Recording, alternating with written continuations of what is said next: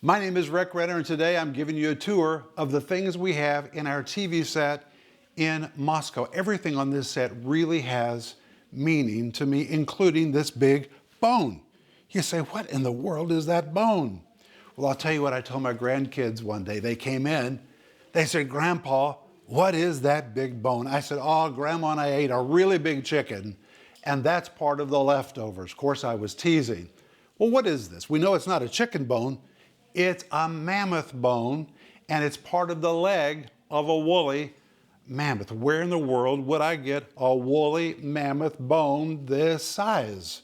Well, it was a gift from a friend, and it's in the studio because it means something to me. Northern Siberia in prehistoric times was covered with herds of woolly mammoths, and today their remains are buried in the permafrost. And when there's a change of weather and the permafrost begins to melt, sometimes the bones and the tusks begin to pop out of the ground, and you can just walk through northern Siberia and pick them up. And that's what a friend did, and he gave me this bone. It is the leg bone of a woolly mammoth from northern Siberia. Now, why would I have this bone in my TV studio? What relevance would this have to do with the teaching of the Bible? Well, for me, it speaks a very clear message. The Bible tells us in Deuteronomy 29:29 that the secret things belong to the Lord, but the things that are revealed belong to us. There's a lot of questions about prehistoric times, dinosaurs, where do they fit in biblical history?